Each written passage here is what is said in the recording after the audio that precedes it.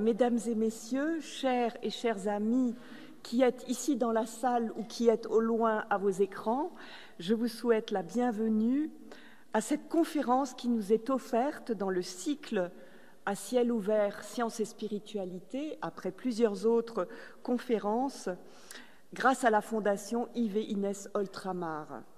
Et c'est une conférence qui porte un sous-titre et un titre magnifique, ou plus exactement un titre entier, Espace, le regard vers le haut et vers le bas, qui promet des émerveillements. Et vous avez déjà entrevu quelques images, vous verrez que c'est extraordinaire. Et c'est en même temps un itinéraire hors du commun, un itinéraire de vie exceptionnel, celui de M. Claude Nicollier, que nous avons la joie et l'honneur d'accueillir ce soir. Sa carrière est tout à fait extraordinaire. Il est scientifique, il est physicien, il est pilote et astronaute, premier et seul Suisse à avoir été dans l'espace. Je pense que pour les Suisses, c'est quand même quelque chose de particulièrement, une grande fierté particulière. À la fin des années 70, Claude Nicollier est chercheur en astrophysique après des études de physique à l'Université de Lausanne et d'astrophysique à l'Université de Genève, et il est également pilote militaire, pilote de ligne et même pilote d'essai. Donc, la science et l'action. En 1979, son parcours s'oriente vers l'espace. Il est sélectionné comme astronaute par l'Agence spatiale européenne pour constituer avec 3 autres Européens le premier corps d'astronautes européens. Et jusqu'à aujourd'hui, comme je l'ai dit, pas d'autre Suisse n'est allé dans l'espace après lui.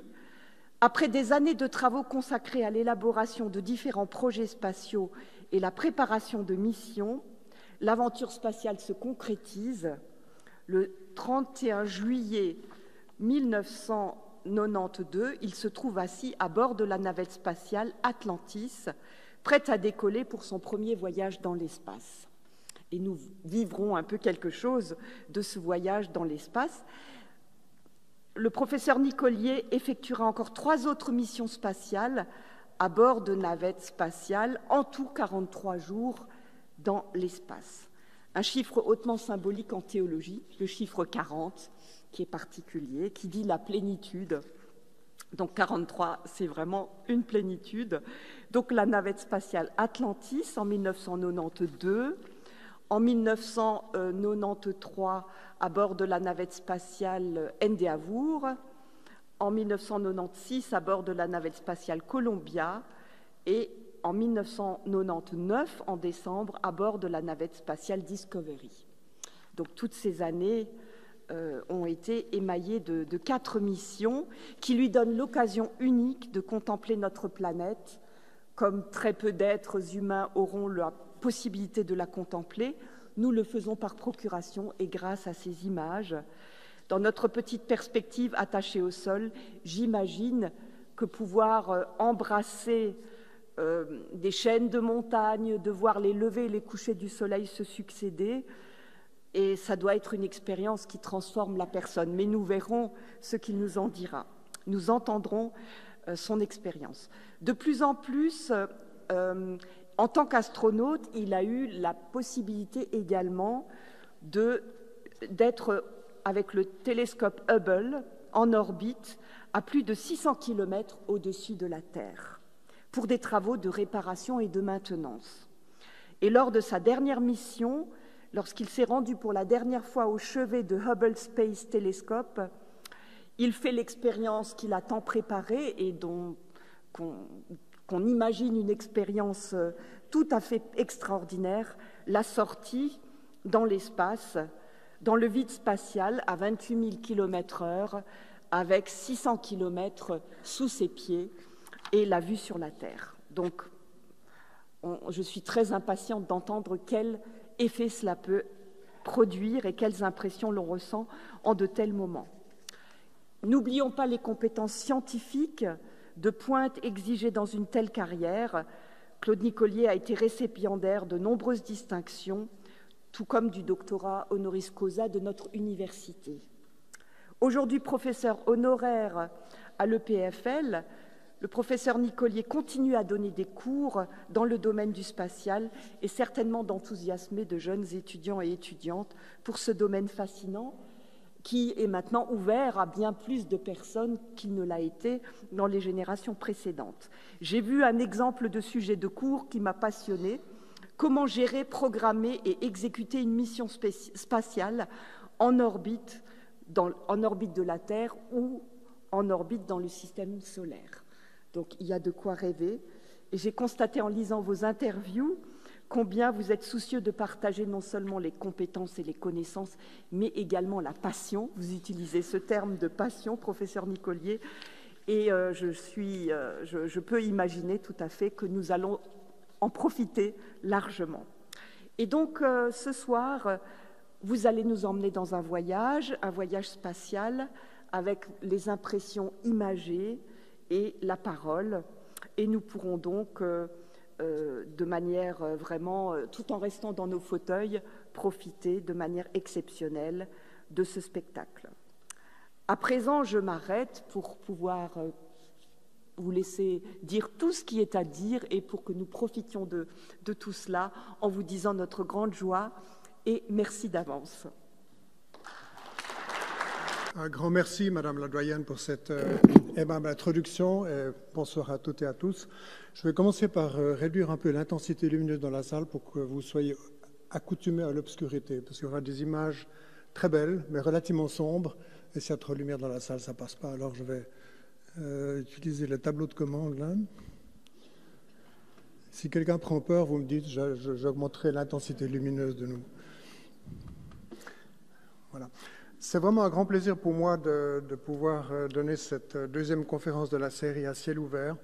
À vrai dire, je suis presque intimidé, il faut le dire, parce que la première table ronde qui était donnée, c'était le 16 octobre par Michel Mayor, Mathieu Ricard et Nicolas Guizin. C'était la première, je dirais pas conférence, mais table ronde avec quelques moments de conférence par ces trois personnes d'un très très haut niveau. J'étais présent. Et j'étais vraiment impressionné. Et pour moi, je dois vous dire que j'étais intimidé par l'idée de donner la deuxième conférence de cette série à cause du niveau extrêmement élevé de la première. On a toujours la possibilité, et c'est d'ailleurs quelque chose qui va se passer probablement, de descendre de quelques crans par rapport à la première qui était si brillante. Mais je remercie l'Université de Genève, la faculté de théologie protestante de l'université et puis la fondation Ultramar de me donner la possibilité de vous parler un peu ce soir de cette vision vers le haut et vers le bas. C'est un titre qu'on a choisi avec Stéphane Berthet il y a quelque temps. Et c'est une conférence, disons, c'est un titre qui exprime des idées du vol spatial un petit peu différentes que ce que je présente habituellement dans mes conférences. Je parle surtout de ce qu'on fait dans l'espace, les travaux de réparation sur Hubble, les tests qu'on a fait avec un satellite captif, le déploiement d'Eureka lors de ma première mission. Et puis finalement, le regard vers le haut et le bas, ce sont j'irais presque des à côté, des éléments supplémentaires lors d'une mission spatiale qui sont magnifiques, absolument splendides, mais qui ne sont pas la raison principale pour laquelle on va dans l'espace. Par contre, inévitablement, lorsqu'on a un moment de libre, ou même parfois lors du travail, si on travaille à l'extérieur, on a soit le fond du ciel étoilé pendant la nuit orbitale, ou bien le fond de la Terre que l'on survole à 28 000 km à l'heure. Donc c'est constamment présent, mais la focalisation lors d'une mission spatiale, elle est généralement sur l'accomplissement des objectifs de la mission. Pour ma deuxième mission, par exemple, c'était installer sur le télescope Hubble un correcteur d'optique, changer les panneaux solaires, changer les gyroscopes, changer les batteries. Disons, c'est du travail technique que l'on fait. Finalement, j'étais comme un ouvrier avec des outils pour travailler sur un télescope. Et le regard vers le haut et vers le bas, bien sûr, ce sont des moments extrêmement précieux, mais qui, lors des vols de la navette, qui étaient des vols courts, typiquement de l'ordre de 10 jours, c'était relativement rare, je dirais. Contrairement aux missions de la Station spatiale internationale, où ils passent 6 mois, ils ont des week-ends où ils ont du temps de libre. Lors des missions navettes, c'était bang, bang, bang, bang tous les jours pendant les typiquement 10 jours de la mission. Mais les vues de la Terre m'ont personnellement énormément touché. C'était encore une fois une fraction relativement faible du temps passé en orbite, mais ça m'a toujours beaucoup touché. Alors, aller dans l'espace et voir le ciel et la terre, c'est une chose, mais il faut d'abord y arriver dans l'espace. Et puis on y va lors d'un lancement, que ce soit avec une fusée, comme c'est le cas maintenant avec les astronautes qui vont dans la station spatiale, soit au départ de Baïkonour au Kazakhstan ou au départ de Kennedy Space Center dans la fusée Falcon 9 avec le Crew Dragon. À l'époque, quand j'étais impliqué dans les programmes de vols spatiaux habités, c'était la navette spatiale. Ça commence toujours par un lancement, je peux vous dire, et je l'ai mis ici, c'est un court voyage, seulement 8 minutes et demie pour aller dans l'espace, mais une bonne bouffée d'adrénaline. 8 minutes et demie parce que l'espace est tout près. Lorsque vous êtes à plus de 100 km d'altitude, c'est la distance d'ici à Berne à peu près. Non, c'est moins que la distance d'ici à Berne. Je pensais à la distance entre Lausanne et Berne, c'est la moitié de la distance qui nous sépare de Berne. À la verticale, vous êtes déjà dans l'espace. Et là, le ciel est complètement noir, c'est pratiquement le vide. Pas tout à fait, mais c'est un milieu extraordinairement ténu, vous êtes dans l'espace. Donc on ne met que 8 minutes et demie pour y aller. Et puis je vais vous montrer une courte vidéo qui va illustrer la dernière minute de compte à rebours avant le départ. Et ensuite, on aura le départ à la verticale de la navette spatiale, juste à la séparation des fusées à combustible solide que vous voyez là. Ça, c'est ce qu'on appelle l'orbitaire, c'est l'avion fusée, si on peut dire, avec une cabine et 7 personnes à bord, 3 moteurs à hydrogène au bas qui consomment de l'hydrogène liquide contenu dans ce grand réservoir brun avec de l'oxygène liquide. Et ce sont des moteurs fusées parfaitement verts parce qu'ils produisent de l'eau, 1,5 tonne d'eau à la seconde et de la poussée. Mais la poussée n'est pas suffisante pour assurer le départ à la verticale de l'assemblage. Donc il faut des fusées à combustible solide qui sont de part et d'autre du réservoir, qui, elles, ne sont pas totalement vertes, il faut l'avouer. Mais les moteurs à hydrogène de la navette sont tout à fait verts, produisent de l'eau et de la poussée. Alors voilà, je vais vous inviter à ce compte à rebours, et puis environ 1 minute et demie plus tard, ce sera le départ. D'abord l'allumage des moteurs à hydrogène, et au temps T0, l'allumage des fusées à combustible solide, qui sont consommées après 2 minutes environ, séparées, retombent dans l'océan Atlantique et sont réutilisées. Les 2 premières minutes. Attachez vos ceintures.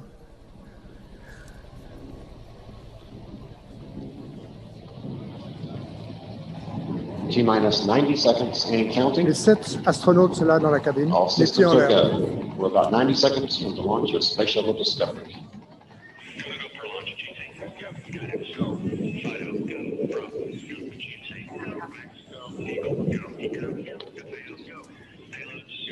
Il y a un couvercle du réservoir extérieur qu'on doit éloigner avant le départ. Ça n'a jamais été oublié, heureusement.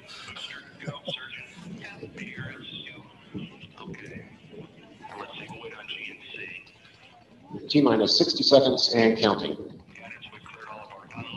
La partie inférieure des ailes et du fuselage couverte de tuiles de protection thermique. Power at this time. Pour la Discovery is descente. now running off its 3 onboard fuel Les moteurs à cells. hydrogène. Coming up on a go for auto sequence start.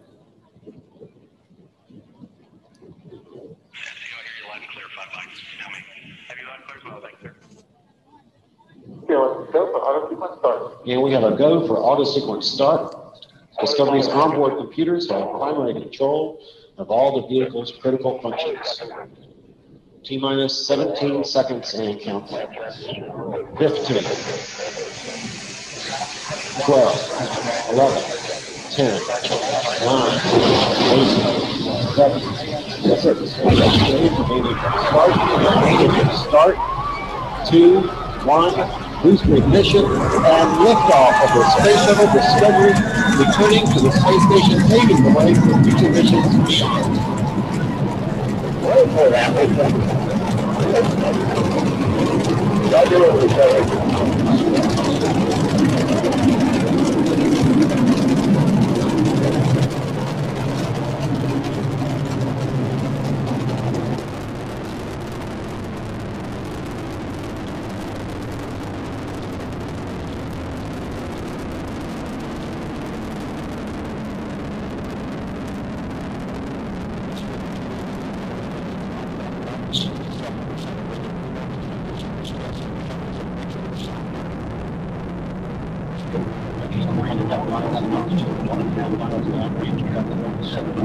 miles an hour.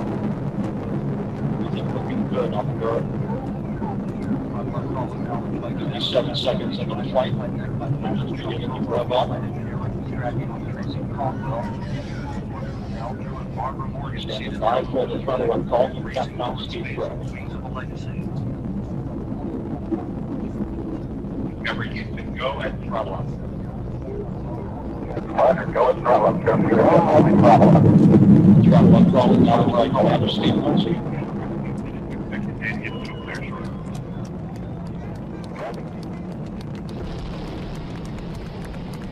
Solid rocket booster separation confirmed. Guidance now converging.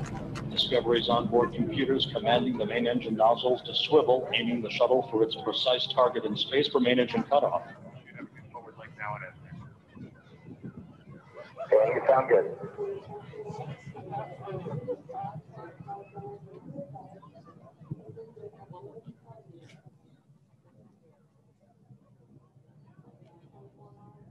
Discovery Houston, negative return.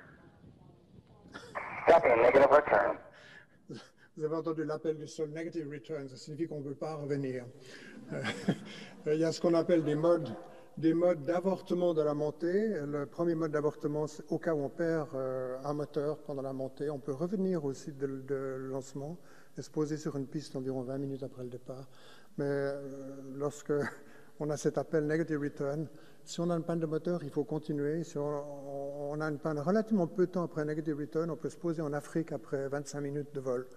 Ou en Espagne, ça dépend de l'inclinaison de l'orbite, negative return. Alors, c'était les 2 premières minutes. On continue la montée pendant 6 minutes et demie supplémentaires jusqu'à main engine cut-off, la coupure des moteurs principaux, où on passe d'une accélération de 3G à 0G en 1 seconde et demie seulement à peu près. Et ça, c'est un moment très spécial. Et je vous dirais que la première impression visuelle que j'ai eue lors de mon premier vol dans l'espace,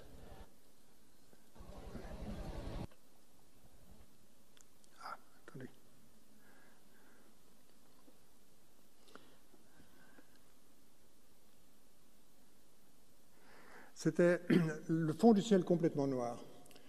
J'ai regardé vers le haut et j'ai constaté que le fond du ciel était complètement noir. Et ça, c'est vraiment impressionnant. J'ai ensuite regardé la Terre, j'en parlerai après. Mais j'aimerais d'abord donner quelques détails sur la navette spatiale et puis le Crew Dragon qui est utilisé maintenant par des astronautes pour aller vers la station.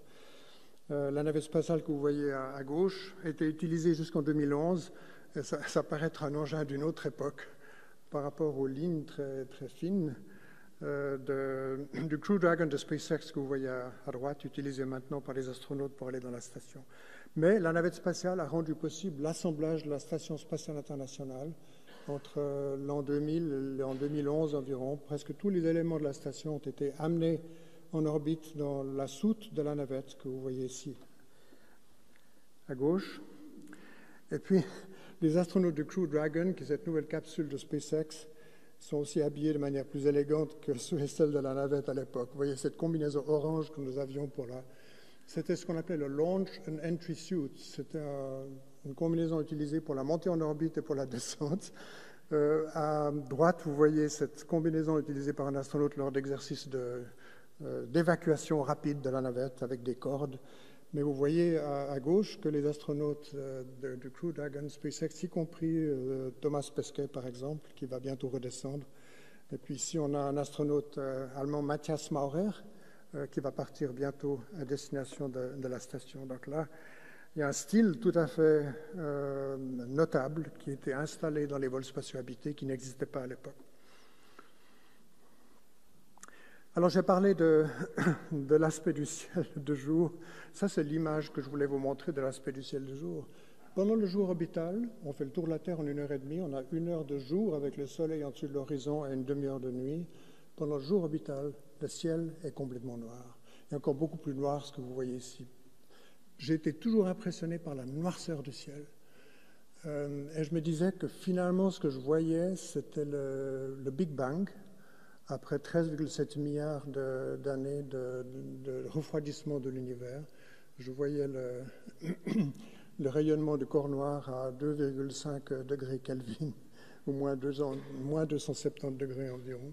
En fait, ce n'est pas vrai parce que c'est une limitation physiologique. C'est que l'œil, lorsque Soleil est au-dessus de l'horizon, à quelque part dans la périphérie du champ de vision. L'œil est sur le mode de jour et il n'a pas la sensibilité pour voir les étoiles et les planètes dans le ciel.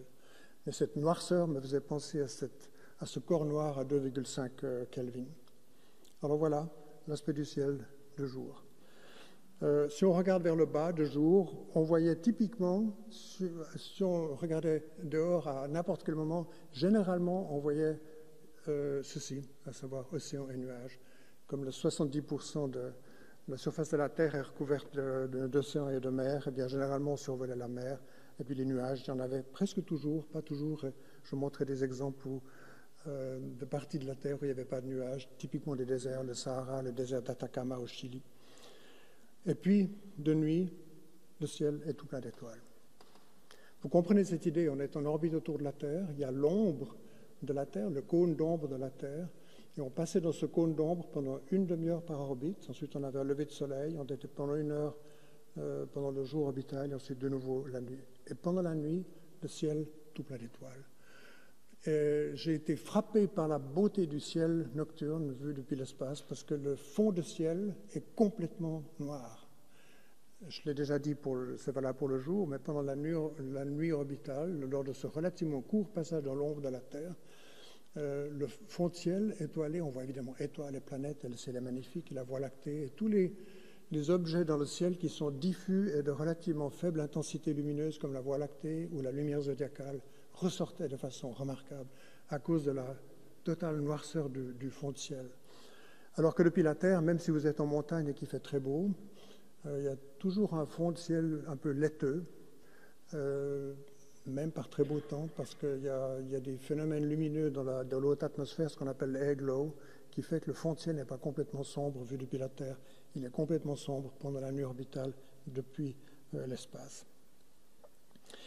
Alors, les levées de soleil, il y en a toutes les heures et demie, ou respectivement toutes les 45 minutes, on a soit un lever de soleil ou un coucher de soleil, qui dure très peu de temps, parce que la traversée de la couche atmosphérique par le soleil qui monte au lever de soleil ou qui descend au coucher du soleil est très rapide, ça dure de l'ordre de 20 secondes.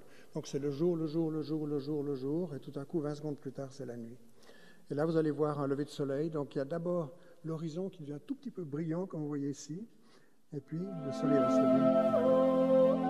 Et voilà, c'est le jour, on a passé en quelques secondes de la nuit au jour.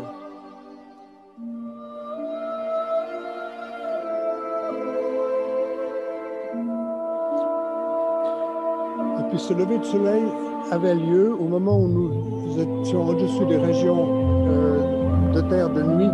Et là, on va passer sur ce qu'on appelle le terminateur. Ici, c'est le lever de soleil sur la Terre.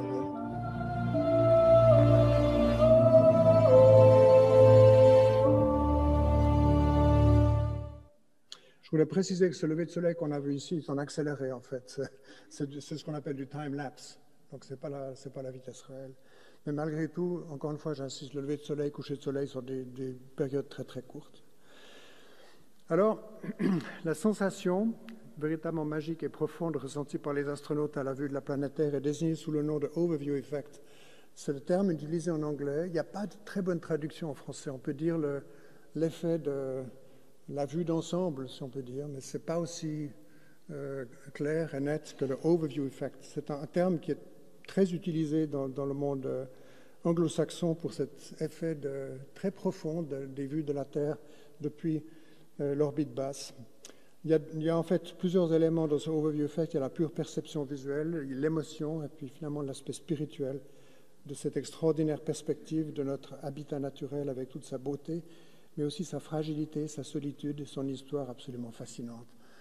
On se pose toujours des questions en voyant la Terre. On se dit quand même cette planète qui est née en même temps que tout le système solaire à 4,6 milliards d'années avec la vie qui a commencé environ 1,5 milliard d'années après la formation du système solaire, c'est-à-dire 3 milliards d'années. Et cette magie de la création des premières formes primitives de vie et tout le développement de la vie sur Terre jusqu'à une espèce qui se pose des questions sur sa propre origine. Et on ne peut pas manquer de se poser des questions lorsqu'on voit la Terre depuis l'espace sur cette magie de l'évolution terrestre et de la vie sur Terre. Alors, je vais vous montrer maintenant quelques images, quelques photos de la planète Terre, et pour vous montrer l'extraordinaire variété de paysages que nous observons depuis l'espace. Vous avez ici une partie du désert du Sahara, c'est le Tassili Nadjer au sud algérien. Magnifique. C'est une formation qui est très caractéristique. Ces montagnes très sombres, presque noires, entourées de ces magnifiques dunes de sable. Là, vous avez le Mississippi River. Encore une fois, je vais passer ces images relativement rapidement pour vous montrer l'extraordinaire et splendide variété des paysages terrestres. Là, vous avez une image qui me touche beaucoup. C'est le salar de Uyuni en Bolivie. Vous avez la crête des Andes ici. À l'arrière-plan, vous avez la côte pacifique du Chili, et qui ensuite a ce virage vers le nord-ouest, au nord du Chili, en direction du Pérou. Et ce que vous avez, c'est une couverture nuageuse sur l'océan Atlantique, l'océan Pacifique, excusez-moi, qui est relativement froid. Par contre, vous n'avez aucun nuage sur le désert d'Atacama que vous voyez ici, et puis sur la crête des Andes, le salar de Uyuni, qui est un grand lac salé de 50 km de dimension. Si on regarde derrière nous, il y a tout le bassin de l'Amazonie avec des nuages de nouveau. On a des nuages sur l'océan Pacifique. On a un ciel absolument clair sur le désert d'Atacama et la crête des Andes boliviennes en direction de l'est. Et puis derrière, du côté plus à l'est, on a de nouveau des nuages sur le bassin de l'Amazonie. Et puis ce salar de Uyuni, je me rappelle de nombreux passages sur ce salar, même lorsqu'on était sur l'océan Pacifique, plusieurs minutes avant d'arriver sur le désert d'Atacama, on voyait cette bande brune, cette région de la planète Terre libre de nuages, puis on voyait une espèce d'œil blanc au voisinage de cette bande brune du désert d'Atacama. Vraiment extraordinaire vision du salar de Uyuni depuis l'espace. Là, vous avez les Caraïbes, avec cette magnifique couleur des récifs de coraux et des bas-fonds autour des îles des Caraïbes. La plus grande fraction de ces photos ont été prises depuis la Station spatiale internationale. Vous voyez ici un des panneaux solaires de la station, puis une partie de la station elle-même. Ça, c'est un véhicule Soyouz, le véhicule de réapprovisionnement et puis d'amener des membres d'équipage depuis le Kazakhstan vers la station, qui est accroché dans la partie russe de la station spatiale. On continue. Vous avez ici, vous reconnaissez cette partie du monde, c'est l'Himalaya. La presque totalité de l'Himalaya, cette photo a été prise lors de ma 3e mission. On regarde en direction de l'ouest, donc dans la direction opposée à la direction de notre mouvement, qui est toujours vers l'est. À l'arrière-plan, vous avez le Pakistan, vous avez le nord de l'Inde, ici avec le fleuve Brahmaputra et le fleuve Gange, là-bas, les deux se rejoignent. En dehors de l'image en haut à gauche, s'écoule en direction du golfe de Bengale. Vous avez cette formidable barrière naturelle qui est la barrière de l'Himalaya avec l'Everest qui est dans cette région. Et vous avez donc le fleuve Brahmaputra qui commence son cours dans les hauts plateaux du Tibet, s'écoule dans cette direction ensuite vers le sud, et puis devient très large dans la région nord-est de l'Inde, qui s'écoule encore une fois en direction d'une rencontre avec le Gange vers le golfe de Bengale. Magnifique. Voir la totalité de l'Himalaya d'un seul coup d'œil. Et puis on a évidemment les hauts plateaux du Tibet, d'une nature très différente du nord de l'Inde. C'est un désert avec des petits lacs bleus, qu'on ne voit pas très bien ici, mais des petits lacs bleus. Vous voyez la différence avec le nord de l'Inde, qui est un environnement très humide avec la mousson chaque année. Magnifique. Et absolument inoubliable. La totalité de l'Himalaya d'un seul coup d'œil. Ça, c'est pas le désert de l'Atacama, c'est le désert de Namibie, mais c'est finalement l'équivalent du désert d'Atacama dans la région plutôt au sud de l'Afrique, sur la côte ouest. Et vous avez également, comme très souvent, des nuages sur l'océan, cette fois Atlantique, qui s'arrêtent pratiquement sur la côte. Et puis vous avez le désert de Namibie qui est libre de nuages. Donc si vous regardez la Terre dans son ensemble, vous avez cette similitude sur le continent américain et le continent africain, des régions de latitude environ moins 25 degrés ou 25 degrés sud, avec des nuages sur l'océan respectivement Pacifique et Atlantique, et puis ces déserts, le désert de Namibie correspondant au désert d'Atacama. des atolls. L'océan Pacifique est tout plein d'atolls, et ça c'est une parmi de très très très nombreuses images prises depuis la navette, mais surtout depuis la station spatiale, parce qu'à cause de la longueur de leur expédition, ils prennent beaucoup plus de photos de leur planétaire que nous prenions à l'époque. Magnifique. Là, j'ai presque pas besoin de décrire ce que nous voyons. On a évidemment la mer Rouge, le golfe de Suez, le golfe d'Aqaba, avec Aqaba même ici, Israël, le delta du Nil, la plaine de crue du Nil. C'est une photo prise de nuit, assez brillante parce que c'était éclairé par la lune. Mais on voit très bien les régions de l'Égypte où habitent les gens. Là où il y a la lumière de nuit, il y a de la vie. Il y a de la vie dans le delta du Nil, il y a de la vie le long du Nil, dans la plaine de crue du Nil en direction du sud, jusqu'à un point où tout à coup ça s'arrête. Et là, il n'y a pratiquement plus d'habitation. Puis il y a très peu de lumière dans les déserts, bien sûr. Et ce que vous voyez ici également, c'est air glow, donc cette lumière, cette luminescence de la haute atmosphère à peu près à 100 km d'altitude qui fait que le ciel, vu depuis la Terre, même par temps très clair ou dans les montagnes, le fond de ciel n'est pas complètement sombre à cause de cet effet de luminescence de la haute atmosphère.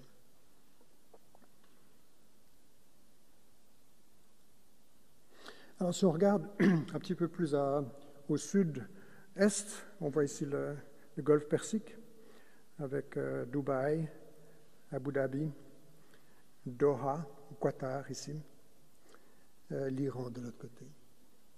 Et encore une fois, ce sont des régions du monde qui sont généralement libres de nuages, donc magnifiques. Et les survols du désert du Sahara et puis du Moyen-Orient étaient toujours très appréciés parce qu'on pouvait voir tous les détails. Alors que les survols de certaines régions, comme par exemple l'Amérique centrale, j'ai fait 2 missions avec Franklin Chang Diaz, qui est un astronaute américain mais d'origine de Costa Rica.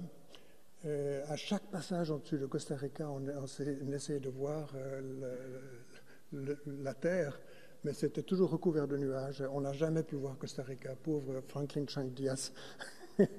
On n'a jamais pu le voir. Alors que des régions comme l'Égypte, comme je viens de le montrer, ou bien le golfe Persique, sont généralement libres de nuages, bien entendu. Magnifique photo. Et on voit l'intensité lumineuse qu'on a dans ces grandes villes du Moyen-Orient, encore une fois Dubaï et Abu Dhabi ici. Magnifique. C'est la Lune qui a seulement quelques heures, on peut dire, après la nouvelle Lune, donc avec un très très mince croissant, pratiquement pas visible depuis la Terre, parce que la Lune est angulairement tellement proche du Soleil qu'après le coucher du Soleil, la Lune est trop proche de l'horizon. Elle est cachée par l'atmosphère. On peut voir ce mince croissant de Lune quelques heures seulement après la nouvelle Lune. Magnifique. Alors j'aime cette photo, je ne sais pas exactement quelle partie du monde c'est, mais c'est une vue de nuit assez typique avec une très belle vue de la constellation d'Orion. Vous avez la nébuleuse d'Orion ici, Bételgeuse ici. Et lorsque j'ai vu cette photo, et puis c'était déjà le cas lors de mes missions, lorsque je voyais la Terre depuis la nuit, j'ai pensé beaucoup à un texte de Saint-Exupéry que j'aimerais vous montrer maintenant. J'ai toujours devant les yeux la première nuit de vol en Argentine, une nuit sombre où scintillaient, comme les étoiles, les rares lumières éparses dans la plaine. Chacun signalait, dans cet océan de ténèbres, le miracle d'une conscience. Dans ce foyer, on lisait, on réfléchissait, on poursuivait des confidences. Dans cet autre, peut-être, on cherchait à sonder l'espace. On s'usait en calcul sur la nébuleuse d'Andromède. Là, on s'aimait. De loin en loin, luisaient ces feux dans la campagne qui réclamaient leur nourriture. Jusqu'au plus discret, celui du poète, de l'instituteur, du charpentier. Mais parmi ces étoiles vivantes, combien de fenêtres fermées, combien d'étoiles éteintes, combien d'hommes endormis. Je vous montre encore cette image, parce que en voyant la terre de nuit avec toutes ces lumières, encore une fois, là où il y a de la lumière, il y a de la vie. Ce texte de Saint-Exupéry m'est souvent revenu en mémoire. C'est tout au début de Terre des Hommes. Relisez Terre des Hommes, un livre magnifique, et Vol de nuit également. Mais ce texte que je viens de lire est vraiment splendide. Aurore boréale, ou aurore australe aussi. Bien sûr, le phénomène, on parle souvent d'aurore boréale ici parce qu'on est dans l'hémisphère nord, mais il y a des aurores australes également avec la même intensité. Magnifique toujours, et on survole ces aurores australes et boréales. L'altitude de l'orbite de la Station spatiale internationale, c'est 400 km. Les missions Hubble étaient à 600 km. On est toujours en dessus de la partie supérieure des aurores boréales ou des aurores australes. Et encore une fois, on voit de façon permanente cette région de luminescence dans la haute atmosphère. Par contre, les aurores boréales, qui sont dues à l'impact de particules du vent solaire dans la haute atmosphère, sont absolument splendides. Elles ont soit de couleur verte, très généralement parfois de couleur rouge. Ça, c'est une partie du monde qu'on connaît bien. Et là aussi, relativement peu de nuages, ce qui est plutôt exceptionnel. Donc l'Italie, la Sicile, la Corse et la Sardaigne. Magnifique. Avec les lumières de Rome et de Naples. Palerme. Voilà, on s'approche un petit peu de la Suisse, là. Vous voyez Rome, les lumières de Milan et de Turin. Vous voyez ici, nous sommes là. Vous voyez le lac, voilà le Léman, pas le lac Léman, mais le Léman, tout simplement la vallée du Rhône. Et puis là aussi, on fait des calculs sur la nébuleuse d'Andromède et sur les exoplanètes, à cet endroit que je montre avec la flèche. Et encore une fois, ces réflexions pendant la nuit, encore une fois, là où il y a de la lumière, il y a de la vie. Et on se pose toutes sortes de questions sur ce que font toutes ces personnes sur la Terre, dans ces villes, dans les campagnes.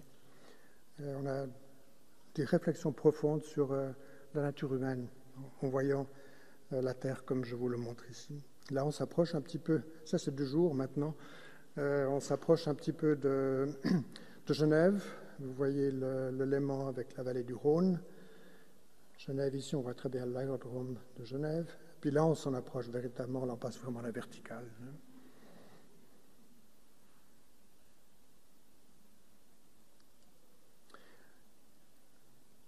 Là, c'est le Caire, avec les pyramides. La verticale, Caire et pyramides. Magnifique vue du désert avec là des formations nuageuses, des orages qui, encore une fois, plafonnent pratiquement à la limite de la stratosphère, donc à 10-12 km d'altitude. Cette photo est splendide. Alors, on voit parfois des phénomènes violents. Là, vous avez une vue très intéressante d'un volcan, le volcan Sarychev, en Russie. Vous allez voir une petite vidéo qui a été prise lors du survol de ce volcan d'une altitude de 400 km de la Station spatiale internationale. Ce qui est intéressant, c'est qu'avec la chaleur dégagée par le volcan, vous avez des nuages qui recouvraient toute cette région et qui ont été dissipés par la chaleur due à cette éruption volcanique. Regardez une petite vidéo. Pendant ce temps très court, vous voyez des changements dans la structure de ces colonnes de cendres. Magnifique.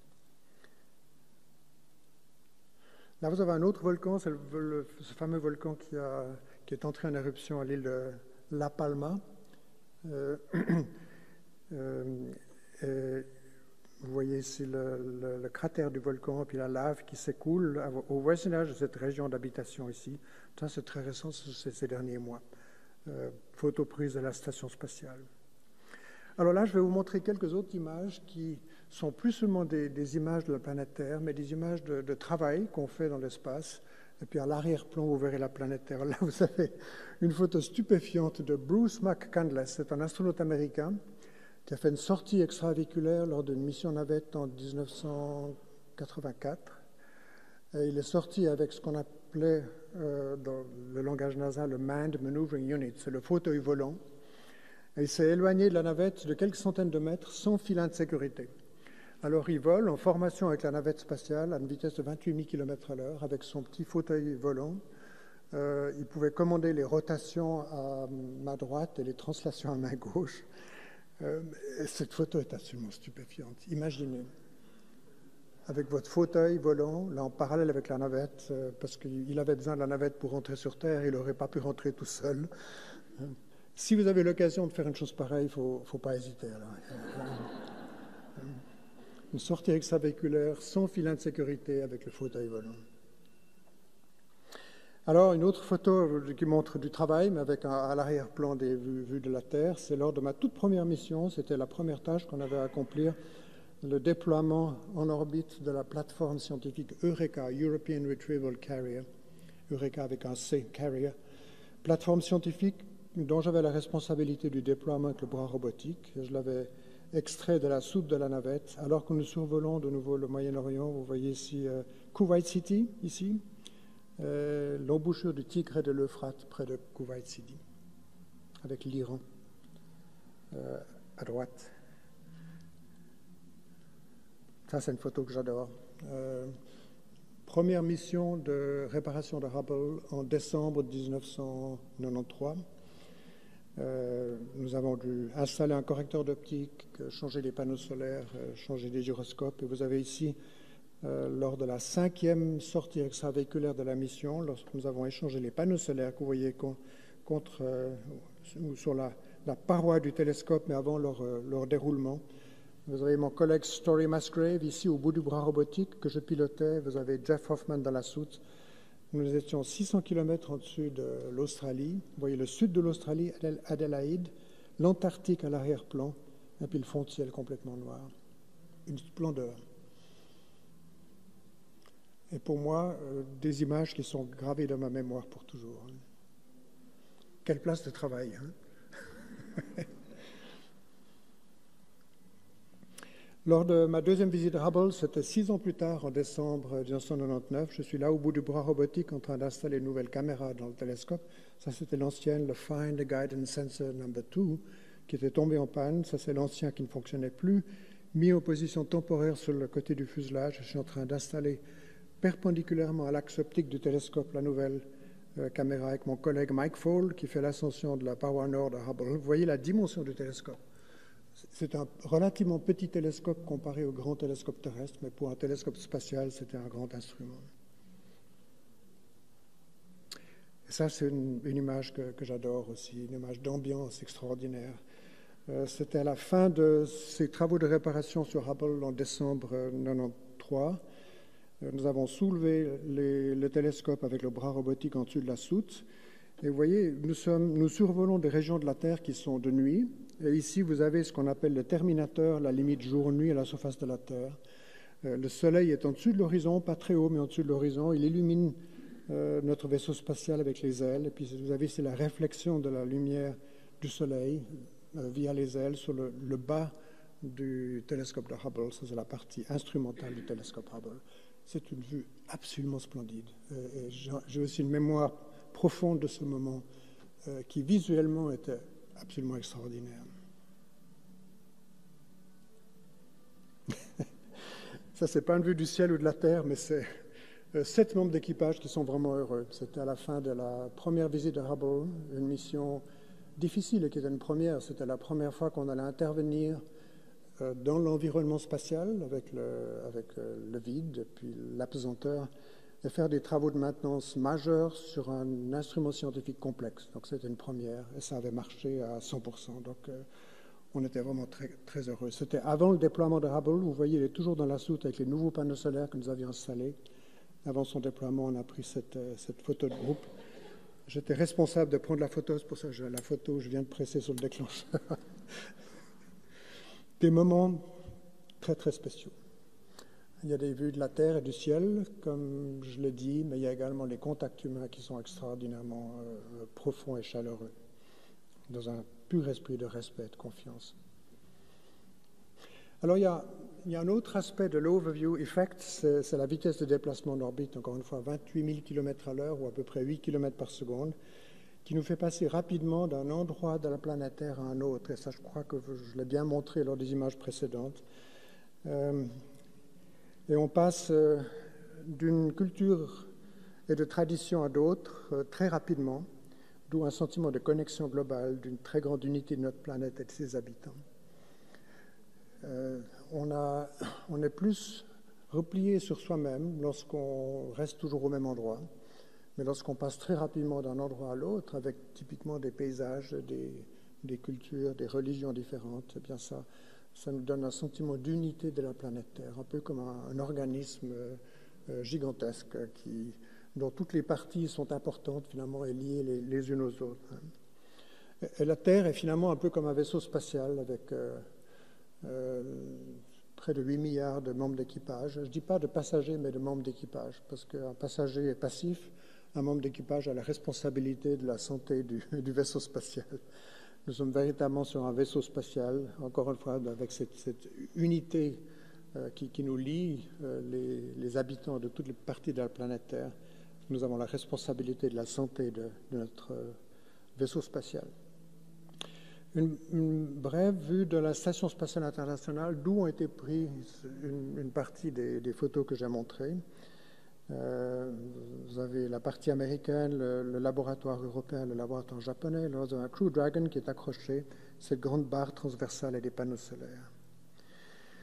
Alors, je parlais de cette rapidité de notre déplacement, et là vous avez une prise de vue de quelques minutes qui montre d'une part le déplacement c'est pris de nuit, et vous avez les déplacements des lumières des villes qui sont des traits courbés, et vous avez ici le pôle qui n'est pas le pôle céleste nord ou sud, mais c'est le pôle du plan de l'orbite de la station spatiale vis-à-vis du ciel. Donc il n'y a pas d'étoile polaire ici, parce que c'est un pôle artificiel, si on peut dire.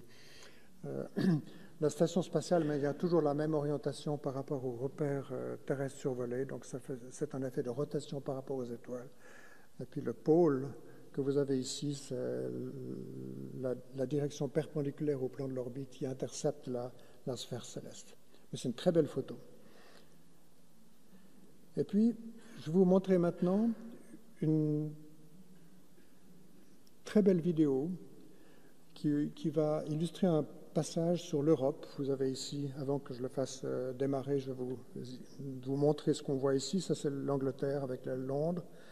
Vous avez les Pays-Bas et la Belgique. Vous avez les lumières de Paris.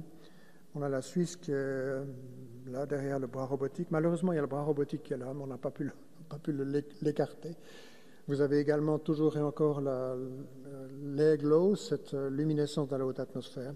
Je vais commencer la vidéo, puis je vais l'arrêter de temps en temps parce qu'on va aller depuis cette région, sur l'océan Atlantique, jusque dans la région de l'Égypte, une magnifique traversée de l'Europe et puis de la mer Méditerranée. Alors je vais démarrer la vidéo.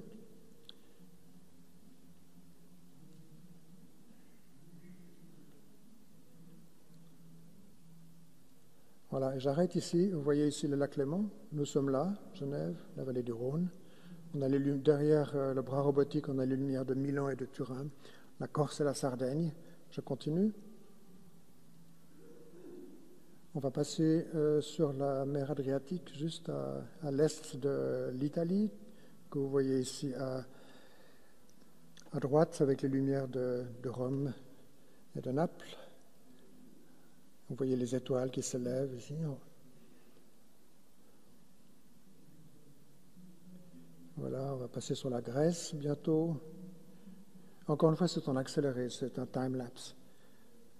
Là, je vais l'arrêter. Donc, on est en train de traverser la Méditerranée, on voit les lumières d'Israël.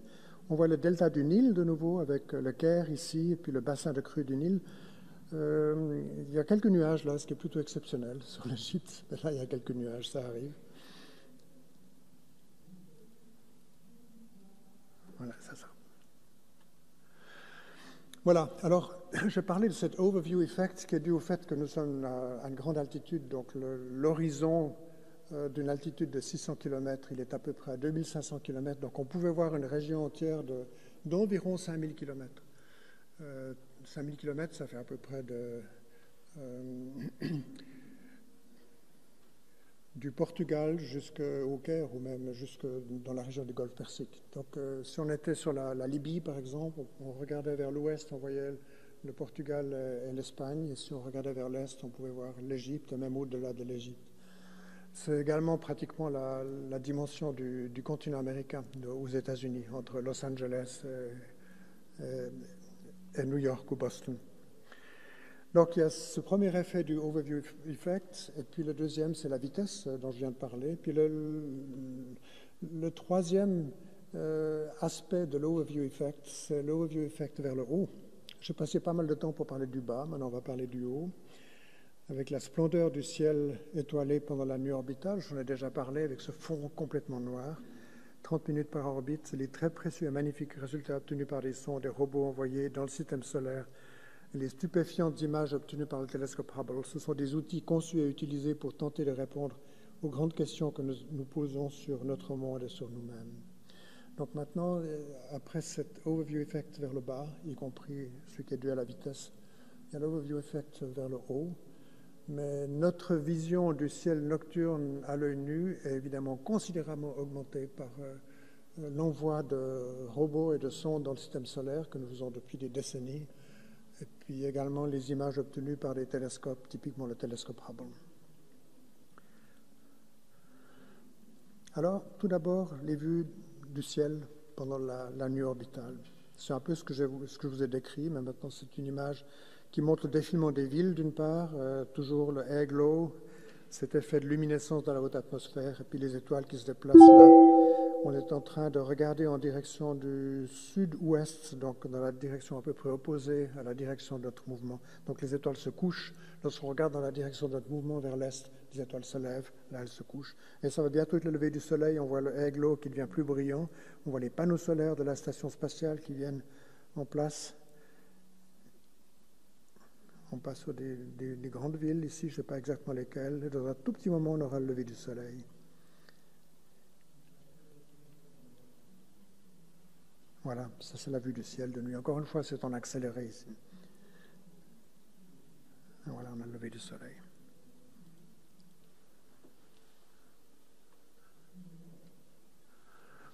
Alors, je dis qu'on a envoyé des sondes et des robots dans le système solaire. On a envoyé également, bien sûr, des êtres humains sur la Lune dans les années 60. Au début des années 70, dans le programme Apollo, cette magnifique vue de la Terre.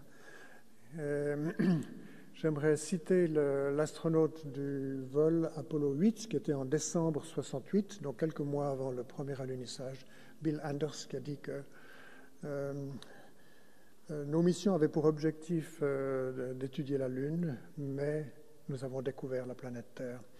Parce qu'il y a eu énormément d'attention qui était portée sur la planète Terre, ce magnifique bijou dans le ciel vu depuis la Lune. La Lune est plutôt ennuyeuse du point de vue des couleurs. C'est extrêmement intéressant comme topographie avec des cratères, des montagnes et des plaines, ou des mers, comme on les appelle. Mais du point de vue de couleur, la Terre est absolument magnifique, comme un bijou, un joyau dans le ciel. Alors, on a étudié également, là je parle toujours de cet overview effect, avec tous les instruments que nous avons envoyés dans le système solaire et au-delà. Vous avez ici pris avec le Lunar Reconnaissance Orbiter, qui est un orbiteur qui est en orbite autour de la Lune et qui nous livre des images extrêmement détaillées de toute la surface de la Lune. Et là, vous avez le pôle sud de la Lune, qui est l'endroit où les prochaines missions lunaires vont se poser d'ici quelques années seulement. L'objectif de la NASA est d'avoir une femme américaine au pôle sud de la Lune en 2024, avec un homme américain, mais la commandante, il n'y aura pas de commandant, il y aura une commandante, une femme. Dans la région du pôle sud de la Lune, où vous avez des cratères dont l'intérieur est constamment à l'ombre. Par contre, le bord du cratère est pratiquement constamment au soleil, ce qui est un avantage, parce qu'on peut avoir des panneaux solaires, on peut avoir de l'énergie. Alors, si vous êtes dans une région équatoriale de la Lune ou de latitude moyenne, la Lune tournant sur elle-même par rapport au Soleil en 28 jours, vous avez 2 semaines de jour, ensuite, ça va, 2 semaines de jour. Mais les 2 semaines de nuit qui suivent sont pénibles parce que la température descend à moins 100 degrés ou moins. Donc il faut vraiment prendre les pullovers et les couvertures. Et on a meilleur temps d'aller au pôle sud ou au pôle nord, mais le pôle sud, il y a plus de cratères, donc c'est le plus favorable. Et si on monte sur le bord des cratères, on est constamment au soleil. Le soleil sera toujours très bas sur l'horizon. Il fera un tour complet en 28 jours. La Terre sera toujours dans la même région du ciel, mais elle montera et descendra parce que l'axe de rotation de la Lune par rapport au plan de l'orbite de la Lune autour de la Terre n'est pas exactement perpendiculaire. Donc on a un effet, on verra la Terre qui monte et qui descend, mais toujours au même endroit. Puis le Soleil fera en 28 jours le tour pratiquement à l'horizon. Si vous avez l'occasion d'y aller, là aussi, il ne faut pas hésiter. Cette vue est magnifique. C'est un cratère de Mars qui s'appelle le cratère Victoria. Vous voyez des petites dunes de sable au fond de ce cratère. Mars a une atmosphère très ténue de gaz carbonique, mais une atmosphère. Vous avez des tempêtes de sable, vous avez du vent sur Mars, puis vous avez des dunes de sable, comme vous voyez ici. Cette photo est magnifique. Et vous avez bien sûr Perseverance, le robot Perseverance sur Mars depuis plusieurs mois, avec le petit hélicoptère Ingenuity. Donc la NASA a réussi cette magnifique performance, non seulement de se poser à un endroit extrêmement intéressant de la surface de Mars avec leur rover Perseverance, mais ils ont déployé ce petit hélicoptère qui a fait une quinzaine de vols déjà, dans une atmosphère tellement ténue que la pression, respectivement la densité sur la surface de Mars, est équivalente à ce que nous avons dans notre atmosphère à 30 km d'altitude. Donc il n'y a pas beaucoup d'hélicoptères qui ont évolué à ces altitudes. Donc il fallait vraiment, sur le plan technique, avoir un hélicoptère extraordinairement performant, extrêmement léger aussi, mais ils ont opéré cet hélicoptère avec succès à plusieurs reprises. Regardez cette belle image. Jupiter, vue de la sonde Juno, qui est une sonde de la NASA qui explore Jupiter et ses satellites depuis plusieurs mois déjà, qui nous donne une vue extrêmement détaillée de tous les tourbillons qu'on a dans l'atmosphère jupitérienne. Saturne, vue de Cassini, une autre sonde américaine qui n'est plus en action maintenant. Elle a terminé sa mission en 2016 environ, mais elle est restée plusieurs années aux environs de Saturne pour étudier la planète, ses anneaux et ses quelques 60 satellites. Regardez cette splendide image. Ces deux satellites de Saturne, Rhea et Epiméthéus. Rhea, c'est le grand, Epiméthéus, le petit, avec une vue des anneaux également magnifique. D'une part, il y a la beauté de ces images et le contenu scientifique absolument extraordinaire révélé par ces sondes et ces robots. Et on a un des satellites de Saturne qui s'appelle Enceladus, qui est recouvert d'une couche de glace, comme d'ailleurs un satellite de Jupiter qui s'appelle Europa, recouvert d'une couche de glace, et on pense qu'il y a un océan en dessous de cette couche de glace, et on a de temps en temps des fissures de cette couche de glace, et puis de l'eau, ou plutôt de la glace, qui est projetée à l'extérieur de la surface de la planète, Enceladus. Et en janvier 2005, on a une sonde de l'Agence spatiale européenne, Huygens, qui s'est séparée de Cassini et qui s'est posée en douceur sur Titan, le plus grand satellite de Saturne. Et pendant quelques minutes, on a eu ces images. Après, le système est tombé en panne, mais on a eu les premières images de la surface d'un corps céleste autre que la Terre ou la Lune ou Mars. C'était réalisé par l'Agence spatiale européenne déjà en 2005. Il y a eu une très belle mission, la mission Rosetta, qui a étudié la comète 67P. Le rendez-vous avec la comète a eu lieu à une distance d'à peu près 500 millions de kilomètres, après 10 ans de voyage de Kourou, la base de lancement en Guyane française, jusqu'au rendez-vous avec ce gros caillou en forme d'os à peu près, qui a environ 5 km de dimension maximum. Et vous allez voir une petite vidéo qui montre ce noyau de cette comète 67P lorsqu'il était relativement proche du Soleil. Et puis tous les éléments volatiles de ce noyau de comète sont évaporés. C'est ça qui donne lieu à la queue de la comète. Regardez ça. Magnifique. Magnifique et sur le plan scientifique extraordinairement utile pour la compréhension des comètes. On a aussi beaucoup d'images du Soleil. Le Soleil actif, il est très actif dans des domaines de longueur d'onde qui ne sont pas accessibles depuis la Terre, parce qu'ils sont filtrés par l'atmosphère. Alors l'accès à l'espace nous donne des visions extraordinaires du Soleil actif. Vous voyez que là, on n'a pas seulement un disque jaune avec des taches, ce qui est le cas lorsqu'on regarde le Soleil avec un filtre depuis la Terre, mais on a des phénomènes extrêmement violents qui ont lieu à la surface du Soleil et qui projettent d'ailleurs un grand nombre de particules dans le système solaire, c'est le vent solaire. Alors Hubble, bien sûr très cher à mon cœur, puisque j'ai eu l'occasion de le visiter à 2 reprises, en 93 et en 99, et faire des travaux de réparation. Une très belle image de Hubble qui survole un désert. Et je vous donne un tout petit cours d'astronomie en 13 images prises par Hubble. Hubble étudie bien entendu des objets éloignés comme des galaxies, des amas de galaxies, amas globulaires qui sont des concentrations de symétrie sphérique de l'ordre de grandeur d'1 million d'étoiles, des nébuleuses gazeuses, alors qu'une galaxie typiquement a de l'ordre de 100 milliards ou 200 milliards d'étoiles. Nébuleuses gazeuses qui sont des des nébuleuses, des grandes masses de gaz et de poussière, mais essentiellement de gaz d'hydrogène dans notre galaxie et dans les autres galaxies, et qui sont des pépinières à étoiles. Les étoiles naissent à partir de condensation de globules dans ces nébuleuses gazeuses. Nébuleuses planétaires qui sont des étapes finales de vie des étoiles avec éjection de grandes quantités de gaz et qui sont extrêmement touchantes du point de vue esthétique. En tout cas, on a des couleurs magnifiques et puis très souvent une symétrie intéressante de ces formations qui marquent la fin de vie des étoiles. Des planètes, Saturne, Mars et des comètes. Voilà tous les objets étudiés par Hubble. Tout spécialement les objets qui sont en haut, les galaxies et les amas de galaxies.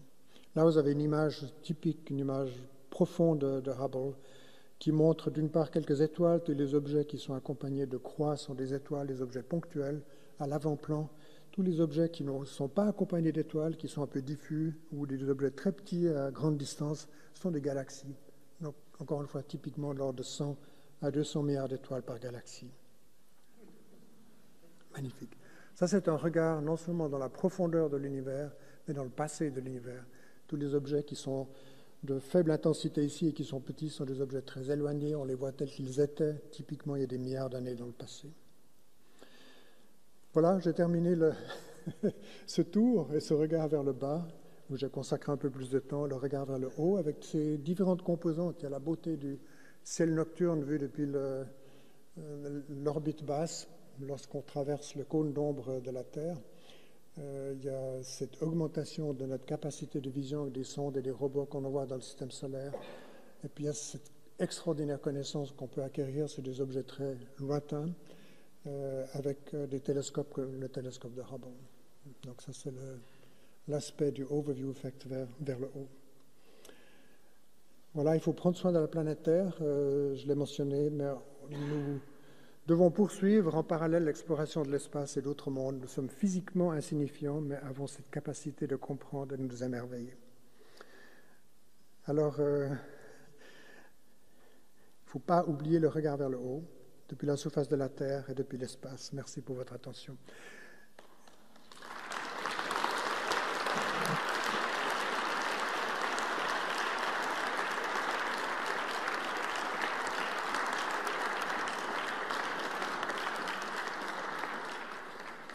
Alors, j'aimerais vous montrer encore une image parce que, alors il est 7h20 maintenant, dans environ 40 minutes, on aura la séparation du Crew Dragon de la Station spatiale internationale avec les 4 membres d'équipage que vous voyez ici. On a Aki Oshide du Japon, on a Thomas Pesquet, Megan McArthur et Shane Kimbrough, qui est le commandant, qui sont maintenant, non pas comme vous les voyez ici, mais ils sont dans la capsule. Et dans environ un peu moins de 40 minutes, plutôt dans 36 minutes, ils vont se séparer de la station spatiale. Ils vont passer quelques temps au voisinage de la station et ils vont ensuite faire une manœuvre de désorbitation pour rentrer dans l'atmosphère et se poser en Floride, dans l'océan Atlantique, au large de la côte est de la Floride, aux environs de 4h30 du matin, demain matin.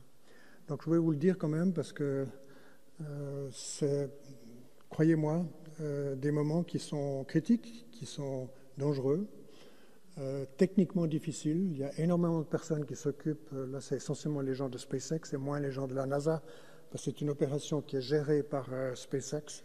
Il y a l'équipage à bord et puis on leur souhaite une bonne rentrée sur la Terre dans les heures qui vont suivre. Je ne voulais pas manquer de le mentionner.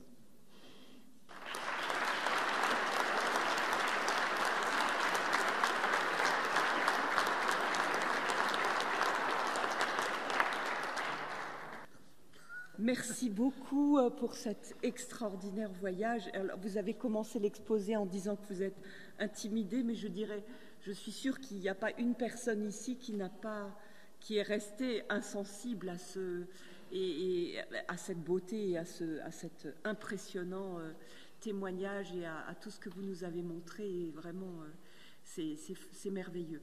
Et comme vous l'avez dit, ce qui est impressionnant, c'est qu'il n'y a pas seulement l'existence de cette beauté, mais que l'œil humain est là pour le regarder et que l'être humain est là pour y réfléchir. Et finalement, le miracle, il est des deux côtés de cette beauté et de la conscience humaine qui est capable d'y réfléchir.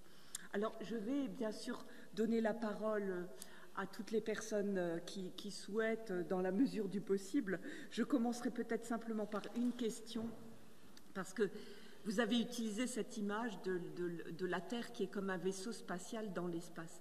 Et je me suis souvent fait j'ai souvent pensé cela, nous sommes comme un vaisseau spatial finalement, nous sommes nous-mêmes comme un vaisseau spatial en tant que planète Terre dans les profondeurs de l'espace. Et est-ce qu'il n'y a pas là une révolution copernicienne que l'être humain peut voir l'espace et peut se voir lui-même et voir sa Terre depuis l'espace, et une révolution au sens de la conscience humaine, comme vous l'avez dit, qui prend conscience de l'unité de la Terre, de sa fragilité, de sa beauté. Est-ce qu'il n'y a pas là une transformation fondamentale finalement au fond de la conscience humaine? Oui, je pense qu'il y en a une, en fait, et c'est ce que j'ai essayé de faire passer ce soir. Il est évident qu'il y a relativement peu de personnes qui ont été dans l'espace, à peu près 600 jusqu'à maintenant. Et puis certains et certaines ont fait des allers-retours, en fait, monter à 100 km et redescendre. Et ça, c'est pas quelque chose qui nous donne une véritable impression de cette magnificence de la Terre d'une part, et puis de sa fragilité, de sa petitesse aussi, mais de son unité aussi. Donc, je parle des vols spatiaux au moins orbitaux, ou bien des vols vers la Lune. C'est ça qui a fait prendre conscience de notre place dans le cosmos, finalement, que ce soit notre place physique ou notre place spirituelle dans le cosmos. Et ça, c'est depuis les débuts de l'ère spatiale, et tout spécialement depuis le programme Apollo, cette vision de la Terre d'une distance de 400 000 km prise lors de Apollo 8, avec Bill Anders qui s'exprime en disant qu'on allait là-bas pour explorer la Lune et on a découvert la Terre. C'est magnifique, ça. Et ça, c'est un tournant, véritablement. Oui. Et quand vous dites place spirituelle dans l'espace, spirituel, pour moi, c'est toutes les questions que je me pose, beaucoup plus de questions que de réponses, finalement, sur le comment et le pourquoi. Depuis la formation du système solaire, depuis la formation de l'univers lui-même, c'est le Big Bang, disons, mais prenons un peu moins de recul et prenons la formation du système solaire il y a à peu près 4,5 milliards d'années. Comment est-ce que c'est possible que tout ça se soit passé, la naissance de la vie sur Terre, des processus chimiques qui finalement ont donné naissance à la vie, jusqu'à cette espèce qui se pose des questions sur sa propre origine et sur son futur. C'est incroyable, ça. Personnellement, je ne comprends pas. C'est comme, je vais citer Michel Mayor, I don't know. Et c'est la grandeur de Michel Mayor, parce qu'il y a des choses qu'on ne comprend pas, puis on avoue qu'on ne comprend pas. I don't know.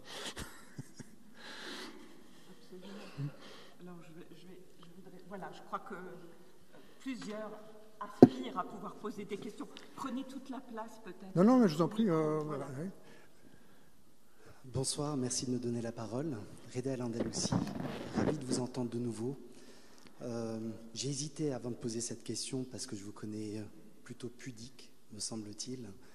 Aussi, j'aimerais vous demander si c'était possible de commenter votre trajectoire personnelle depuis celle je pense, d'une personne plutôt scientifique, rationnelle, dirigée par son intellect, et quel a été votre voyage à travers la vie, mais voyage plus spirituel, au contact de ce que vous avez vu d'exceptionnel. Bon, mon voyage depuis ma tendre enfance, c'était le voyage de la passion. Passion pour les étoiles. J'étais vraiment passionné par l'astronomie et je ne sais pas d'où ça vient. Un peu de mon père qui m'a beaucoup encouragé à utiliser un petit télescope et à regarder les taches du Soleil, les cratères de la Lune et les anneaux de Saturne. Et puis de construire des modèles réduits. Ma deuxième passion était la passion pour l'aviation. Dans tout ce qui se passait au-dessus de l'horizon, que ce soit des étoiles dans le ciel ou bien des machines volantes, j'adorais. Et c'est en fait, pour moi, c'était le fil rouge, c'était la passion. Parce que quand on a la passion, faire des études de physique, quand on adore les sciences, c'est finalement pas tellement difficile parce que très naturellement, on essaie de comprendre, donc on travaille, donc on comprend. Je comprends relativement peu la physique, disons, mais je comprends suffisamment pour pouvoir être relativement efficace dans un métier comme celui que j'ai exercé. Et puis, passion pour l'aviation aussi. Pour moi, il était naturel, quand j'ai fait mon service militaire, de devenir un pilote militaire. Et puis, à peu près presque 40 années que j'ai passé comme pilote militaire, de l'âge de 21 jusqu'à l'âge de 60, c'était du bonheur. Donc, le fil rouge, c'est véritablement la passion. Si on a la passion, et puis il faut travailler, on ne peut pas vivre seulement de la passion, il faut travailler, mais travailler est quelque chose qui devient facile quand on a la passion, parce qu'on aimerait comprendre. Et ça devient tout à fait naturel de prendre des bouquins, et puis de résoudre des équations différentielles, et puis d'essayer de comprendre. Voilà, c'est un résumé du fil rouge, je dirais. Donc, études de physique à Lausanne, astrophysique à Genève, comme cela a été mentionné par la doyenne. Mais tout ça me paraissait très naturel. J'ai dû travailler, oui, mais c'était du travail qui me procurait beaucoup de plaisir. D'ailleurs, le travail d'un scientifique pour les découvertes, c'est quelque chose qui amène énormément de bonheur. Michel Mayor est un exemple. Il a beaucoup de bonheur à comprendre les exoplanètes et à les expliquer. Merci.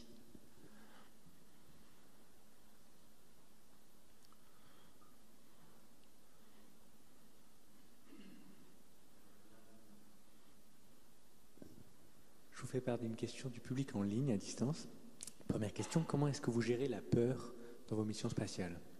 Comment est-ce que vous gérez la peur dans vos missions spatiales? Dans le vaisseau spatial. La peur, on la met de côté, tout simplement. Non, c'est vrai. Comment on fait ça? Non, mais en fait, si on a peur, on n'est pas performant. Si on est un petit peu inquiet, je dirais que la montée en orbite avec la navette, tout spécialement les 2 premières minutes avec les boosters accrochés à nous, qui avaient causé l'accident de Challenger en 86, on est peut-être vaguement inquiet et soucieux. Et si on est vaguement inquiet et soucieux, on peut toujours et encore travailler et être efficace dans ce qu'on fait. Si on a peur, on n'est pas capable, ou alors on agit de façon non rationnelle, et puis ça peut conduire à des problèmes graves ou à des accidents. Donc la peur, on la met de côté. En fait, la boule de feu après le départ, c'est arrivé malheureusement à mes collègues de Challenger 73 secondes après le départ, le 28 janvier 1986, avec Challenger. C'est pas une chose dont on a peur, on se dit pas ah oui, ça risque d'arriver. Pour moi, ça n'avait aucune importance pour moi personnellement. J'avais beaucoup plus peur pour ma famille, parce que ça aurait été dramatique pour ma famille, mais pour moi, ça n'a strictement aucune importance. La boule de feu après le départ, vous comprenez?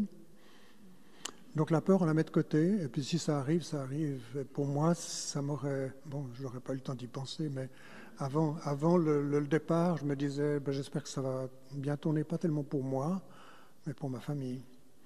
En ce qui concerne remplir les objectifs de la mission, là, je voulais que ça marche pour moi-même et pour toute l'équipe qui avait travaillé sur Hubble. On ne voulait pas les décevoir. Non, la peur, on la met de côté. Alors j'ai une autre question du public à distance également. S'il était possible d'atteindre un autre système stellaire durant votre vie, où iriez-vous et quel livre prendriez avec vous? S'il était possible d'aller dans un autre système stellaire que le nôtre, où est-ce que vous iriez? Et qui l'emmènerait avec lui? À quel livre vous emmèneriez avec vous? Terre des hommes et vol de nuit, les deux. Mais je vous dirais qu'on ne lit pas beaucoup quand on est dans l'espace. Quand on a un moment de libre, on ne lit pas, mais on est à la fenêtre, bien sûr. Mais c'est clair que si on a une très longue mission, on peut lire. Mais pendant les missions navettes, typiquement de 10 jours, 13 heures de travail par jour, par période de 24 heures, très peu de temps pour regarder la Terre et le ciel. On ne lisait pas ou on ne regardait pas des vidéos. Par contre, si j'avais un voyage en direction d'Alpha du Centaure, à une vitesse de la moitié de la vitesse de la lumière, ce qui prendrait 8 ans à peu près, je prendrais Saint-Exupéry. Les œuvres complètes.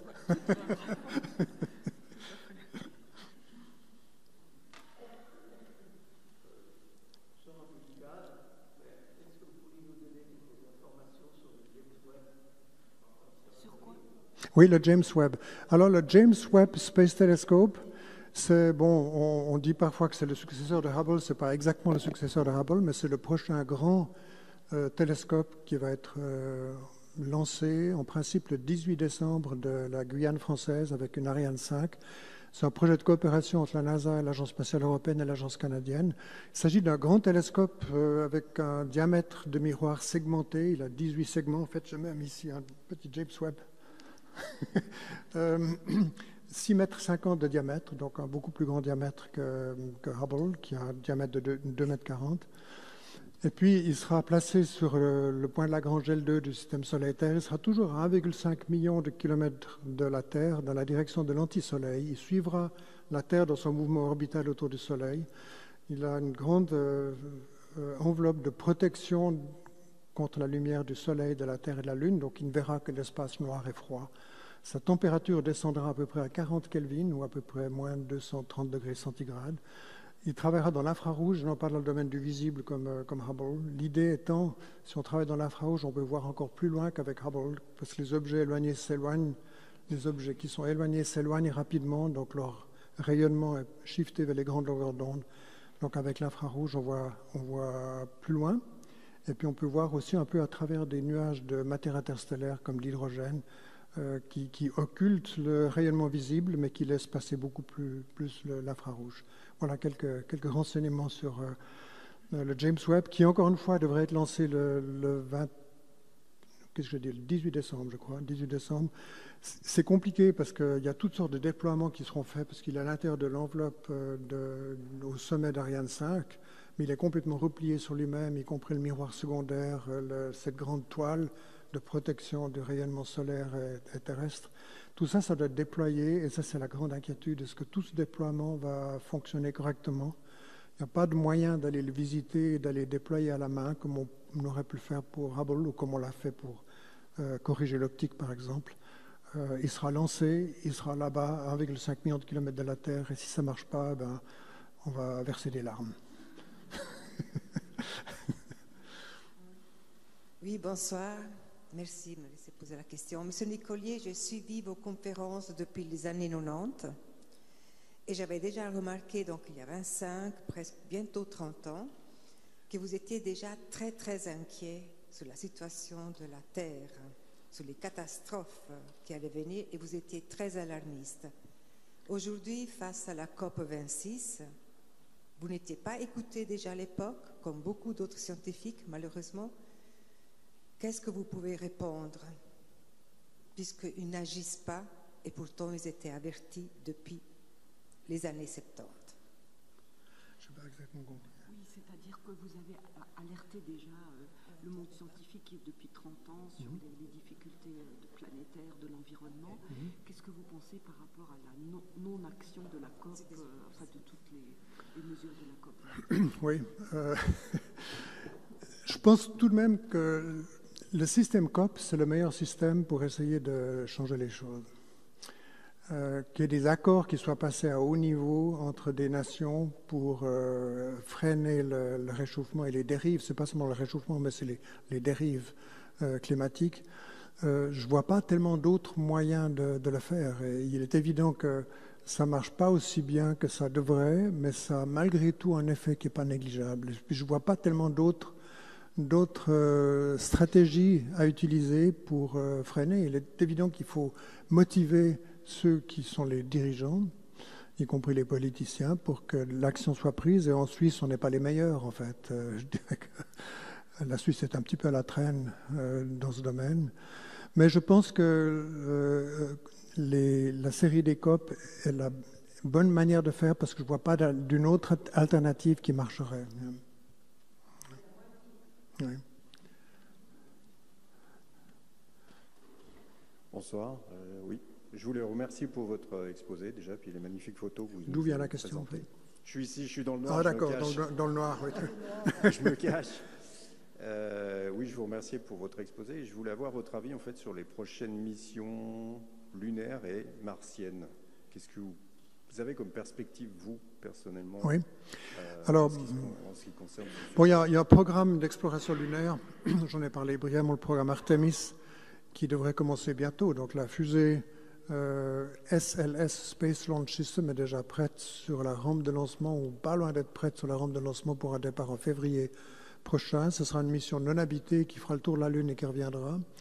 Artemis 2 sera habitée, mais sans se poser sur la Lune en 2023. Ils vont faire le tour de la Lune et revenir. Et puis l'alunissage devrait être en 2024. Ça, c'est un projet américain auquel se sont associées d'autres nations et d'autres agences spatiales, l'agence européenne, l'agence canadienne et l'agence japonaise. Et puis les Émirats sont également, ont rejoint et ont signé le contrat Artemis. Moi, je pense que c'est une bonne chose, une fois, de quitter l'orbite terrestre basse et d'aller ailleurs. Il y a beaucoup de sciences qu'on peut faire sur la Lune, au sujet de la Lune elle-même et de la Lune. De la Lune, ça signifie de l'astrophysique, par exemple. On peut utiliser la Lune comme une station spatiale naturel, si on peut dire, avec l'avantage d'un 6e de G qui est beaucoup mieux que le 0G finalement pour travailler. Travailler en 0G, c'est possible, c'est amusant de se flotter dans la cabine bien sûr, mais pour travailler, c'est pas idéal parce qu'il faut tout attacher, parce que les objets peuvent partir dans n'importe quelle direction, ou les astronautes eux-mêmes, c'est pour ça qu'il faut les attacher. Donc travailler sous un 6e de G sur la Lune, ça me paraît être une situation bien meilleure que le 0G, puis c'est suffisamment faible comme gravité qu'un objet que je lâche, il va aller dans une certaine direction, donc il ne va pas partir dans n'importe quelle direction, ça c'est un avantage. Je pense que des travaux en astrophysique, en radioastronomie sur la face cachée de la Lune, où on est totalement à l'ombre du bruit radio qu'on a partout sur Terre et puis dans l'environnement terrestre, même jusqu'à la Lune pour la face visible de la Lune. Il y a pas mal de sciences qu'on peut faire de la Lune, mieux comprendre la Lune, étudier les possibilités d'exploitation de matériaux lunaires, et puis à partir de la Lune, spécialement dans le domaine de l'astrophysique. Et puis Mars, l'idée des Américains, c'est qu'Artemis, ce programme Artemis, c'est un programme de préparation pour des missions habitées vers Mars. Il faut s'habituer de vivre en utilisant les ressources d'un corps céleste autre que la Terre. Et ça, il vaut mieux le faire d'abord sur un corps céleste proche de la Terre, à savoir la Lune, avant d'aller vers Mars, qui nécessite un voyage de 8 mois à peu près. Mais les Américains voient vraiment le programme Artemis comme une préparation pour les missions martiennes. Mais encore une fois, comme j'ai mentionné, il y a beaucoup de sciences à faire sur la Lune et à partir de la Lune. Merci. Je suis aussi dans les noirs. Alors, je remercie les personnes qui ont créé ce programme à ciel ouvert, qui permet un dialogue entre science et spiritualité, qui ramène des personnes comme vous, et qui peut illuminer quelque part les autres par leur expérience et leur connaissance. Alors, ma question serait, quand vous étiez dans l'espace, ou même avant de préparer les missions une fois, une autre fois, au cours de votre vie, et vous avez eu les témoignages des gens qui étaient avec vous dans les vaisseaux spatiaux et vous parliez de est-ce que Dieu il existe, c'est quoi Dieu finalement? Si je dis... La question de Dieu. Oui. Comment vous y... Bon, évidemment, n'est-ce pas, le concept Dieu est un concept qui change beaucoup d'une personne à l'autre. Pour quelqu'un, c'est le Dieu des chrétiens. Pour d'autres, c'est une force qu'il y a dans l'univers et qui dirige l'univers dans une certaine direction. Pour d'autres, c'est celui qui a créé toutes les lois de la physique que nous avons du bonheur à découvrir, à utiliser, que ce soit pour des utilisations pratiques ou bien la science fondamentale. N'est-ce pas, il y a toutes sortes de définitions de Dieu. Le Dieu des chrétiens, c'est un concept qui est relativement clair, mais il y a tous les autres concepts possibles qui sont tout à fait honorables. Personnellement, je crois que le monde n'est pas fait uniquement d'atomes et de vide, n'est-ce pas?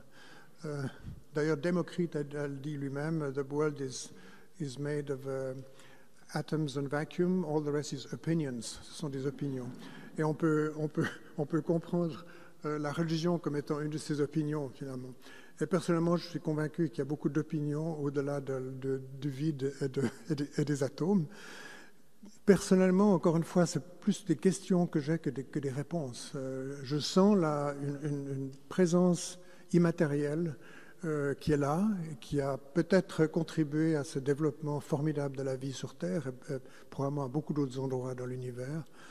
Mais je ne suis pas convaincu par le Dieu personnel, parce que finalement, il y a tellement d'inégalités, n'est-ce pas? Il y en a qui ont l'air d'être extraordinairement privilégiés, comme je le suis moi-même, et tellement qui sont très peu privilégiés, qui ont la vie dure. Donc ça me fait un petit peu hésiter avec le concept de Dieu personnel, mais encore une fois, c'est plus des questions que j'ai que des réponses. Mais une forme de présence divine, j'y crois absolument, et le monde n'est pas fait que de vide et d'atomes. Ça peut simplifier tout ça pour... Non, au contraire, je dirais que, puisque c'est un programme théologie et astrophysique, c'est exactement les questions qu'on se pose. Oui. La théologie, elle est précisément une quête tout autant La théologie, puisque le programme c'est théologie et astrophysique, la théologie est tout autant une quête précisément de ces questions. Qu'est-ce qu'on met derrière cette notion de Dieu et qu'est-ce que ça signifie voilà, je dirais c'est sûr qu'avec le regard de l'espace, ça paraît tellement provincial d'avoir, je ne sais pas, les nationalismes, les communautarismes, les séparations humaines, vues comme ça, paraissent tellement provinciales. Et finalement, on se demande quelle est la réalité et la nécessité de tout cela. Mais je pense que l'incroyable beauté, encore une fois, ce que j'ai montré, c'est un tout petit pourcentage de la beauté de la Terre et du ciel vu de l'espace. Mais lorsqu'on est face à une extraordinaire beauté, au-delà de tout ce qu'on peut imaginer, pour moi, on s'approche du divin, finalement. Pour moi, je le perçois de cette manière. Parce que lorsque vous êtes face à une telle beauté que vous en pleurez et que vous avez une émotion très profonde, pour moi, ça va en direction d'une forme de divinité. C'est assez extraordinaire parce que le psaume dit aussi, il y a un psaume qui dit, et c'était en 1000 avant Jésus-Christ, « Lorsque je contemple le ciel, ouvrage de tes mains, je me dis, qu'est-ce que l'homme pour que tu te souviennes de lui ?» Qu'est-ce que l'homme? Donc c'est exactement une question qui anime dans l'Antiquité la plus profonde. Oui, c'est une question qui anime dès l'Antiquité la plus profonde, le lien entre la beauté de la contemplation et les questions fondamentales de l'être humain. Alors, je ne veux pas vous prendre de temps. Oui. Moi, j'avais une question récemment. Il me semble que j'avais lu 2-3 choses sur la pollution spatiale et je me doute que c'est quand même un problème qui est peut-être plus récent que les missions que vous avez déjà faites, mais je voulais savoir si, au fil du temps, quand vous êtes allé dans l'espace, est-ce que vous avez déjà remarqué, souvent, je ne sais plus, je crois on parle de débris, de satellites ou plus de satellites qui étaient en orbite de la Terre, et je voulais savoir un peu moins spirituel comme question, c'est vrai. Oui, alors les débris dans l'espace, c'est un problème majeur, il n'y a aucun doute. Il y a à peu près 30 000 débris dans des orbites basses entre 200-300 km d'altitude et 1000 km.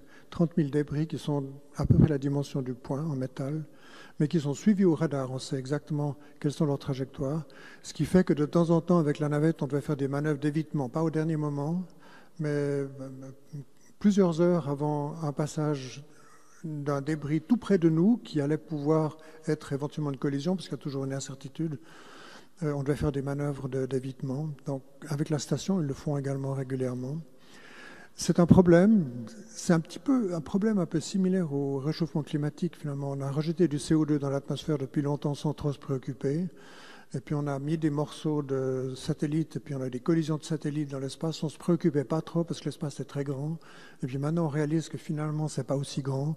Et puis, dans le réchauffement climatique, on réalise que trop de CO2 dans l'atmosphère, ça conduit à des problèmes majeurs. C'est un problème similaire. Ce qui est difficile avec les débris spatiaux, c'est qu'un objet qui est à 1000 km d'altitude, donc à 28 000 km à l'heure ou un peu moins pour 1000 km d'altitude, il a une durée de vie de siècles, plusieurs siècles. Il reste tout simplement. Parce qu'il n'y a pas de freinage là-haut. Quand vous êtes en dessus de 3, 4, 500 km d'altitude, il n'y a plus de freinage. Donc ces objets, ils restent. Alors l'idée, c'est d'aller rechercher des gros débris. Il y a un programme de ClearSpace, c'est une start-up issue de l'EPFL qui va aller rechercher un gros débris qui est un étage supérieur d'une fusée Vega en 2025, donc dans quelques années. Il y a d'autres projets où on va essayer d'aller enlever les gros débris.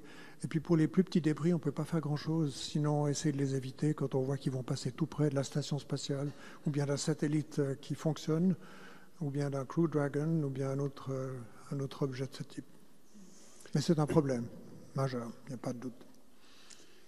En lien avec cette question, on peut se poser d'autres questions, celle justement de l'usage de l'espace. Il y a des missions scientifiques, mais il y a maintenant tout ce que propose Elon Musk, des gens qui vont faire du tourisme. Qu'est-ce que vous pensez de cela? Est-ce qu'il ne faudrait pas avoir une meilleure réglementation, des limites à cette forme d'usage de l'espace? Non, c'est une bonne question. Enfin, moi, je suis plutôt pour le tourisme spatial, dans le sens que aller dans l'espace est une expérience tellement extraordinaire que limiter ça à des astronautes professionnels, c'est presque injuste. Donc que des non-professionnels puissent aller dans l'espace, je pense qu'en principe c'est juste. Maintenant, il y a évidemment deux formes de tourisme spatial. Il y a le suborbital, monter et descendre.